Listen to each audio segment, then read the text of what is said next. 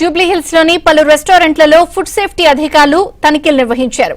నిబంధనలకు విరుద్ధంగా రెస్టారెంట్లు నిర్వహిస్తున్నట్లు గుర్తించారు.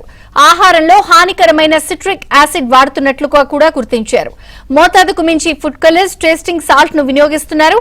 అంతేకాకుండా కుళ్ళిన కూరగాయలు వినియోగిస్తున్నట్లు అధికారులు గుర్తించారు.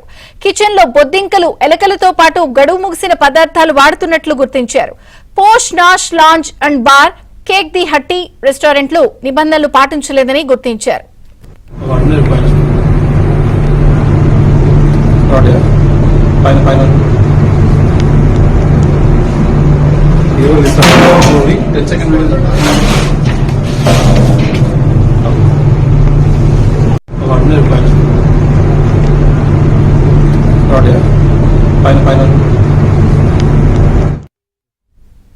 హైదరాబాద్ లో మరొకసారి ఫుడ్ సేఫ్టీ అధికారులు రెస్టారెంట్లలో తనిఖీలు నిర్వహించారు.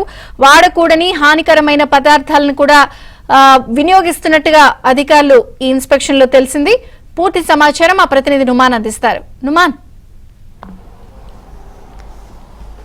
విజయచంద్రిక, జిహెచ్ఎంసీ ఫుడ్ సేఫ్టీ అధికారుల దాడుల్లో మాత్రము భయానకమైనటువంటి విషయాలు వెలుగులోకి చూస్తున్నాయని చెప్పొచ్చు. ఏదైతే ఇటు జూబ్లీ హిల్స్ లోని పలు రెస్టారెంట్ల మీద, ముఖ్యంగా ఇటు ప్రముఖమైనటువంటి రెస్టారెంట్ల మీద దాడులు చేసినటువంటి సమయంలో కిచెన్ లో పరిస్థితులు చూస్తే మాత్రము ఒక్కసారిగా జిహెచ్ఎంసీ ఫుడ్ సేఫ్టీ అధికారులు అయితే అవాకైనటువంటి పరిస్థితి. రోజుల తరబడి ఎక్కువ రోజుల పాటు ఆహార పదార్థాలు ఉండడం కోసం ప్రమాదకరమైనటువంటి సింథటిక్ యాసిడ్లను ఇందులో ఉపయోగిస్తున్నట్లు, ఆహార పదార్థాలు ఉపయోగిస్తున్నట్లు ఫుడ్ సేఫ్టీ అధికారులు గుర్తించారు. దాంతో పాటు ఇటు సింథటిక్ కలర్స్ కలిపినటువంటి ఆహార పదార్థాలను ఉపయోగించడంతో పాటు అల్లం వెల్లుల్లి పేస్టులు కూడా ఏదైతే రోజుల తరబడి నిల్వ ఉంచినటువంటి వాటిని కూడా ఇందులో ఉపయోగిస్తున్నట్లు గుర్తించారు.